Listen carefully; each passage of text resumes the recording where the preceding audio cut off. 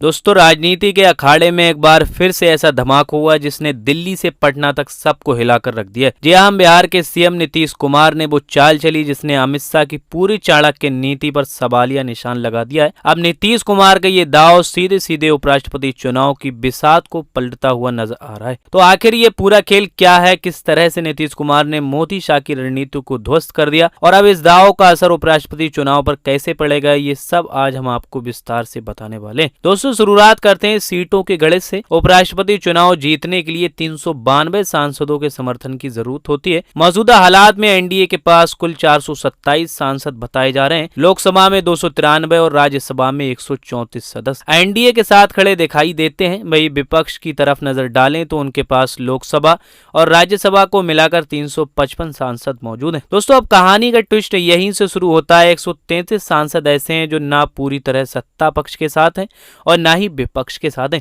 यानी खेल का फैसला इन्हीं 133 सांसदों पर टिक गया है। विपक्ष को जीतने के लिए सिर्फ 37 अतिरिक्त सांसद चाहिए और यही 37 सांसद जुटाने के लिए इंडिया गठबंधन दिन रात कोशिश कर रहा है। बीच बीच खबरें आई कि नायडू और नीतीश कुमार एनडीए के साथ खड़े रहेंगे, लेकिन विपक्षी उम्मीदवार बी सुदर्शन रेड्डी ने खुलासा किया कि हाँ, उन्होंने एनडीए के साथ होने की बात तो कही, मगर ये साफ नहीं कहा कि उपराष्ट्रपति चुनाव में भी एनडीए को ही वोट देंगे। ये सबसे बड़ा पेंच है। अब सवाल ये उठता है कि सिर्फ नायडू के 16 सांसदों से चुनाव पलटेगा क्या? बिल्कुल नहीं। इसके लिए नीतीश और चिराग पासवान जैसे नेताओं के सांसदों का भी साथ चाहिए और यहीं से अमित शाह की पूरी रणनीति गड़बड़ा गई है। इसी बीच सबसे बड़ा धमाका खुद नीतीश कुमार ने कर दिया है। बक्सर के एक कार्यक्रम में मंच से नीतीश कुमार ने अपने ही उम्मीदवार का हाथ उठाकर कहा, अब बताइए इनको जिताएंगे या नहीं। मतलब सीट शेयरिंग की चर्चा खत्म होने से पहले ही नीतीश ने ये इशारा कर दिया कि जेडीयू बिहार की सभी 243 विधानसभा सीटों पर अकेले चुनाव लड़ने के मूड में है। सोचिए जरा, मंच पर खुद सम्राट चौधरी थे और उनके सामने नीतीश ने ये ऐलान ठोक दिया और इससे भाजपा में खलबली मच गई।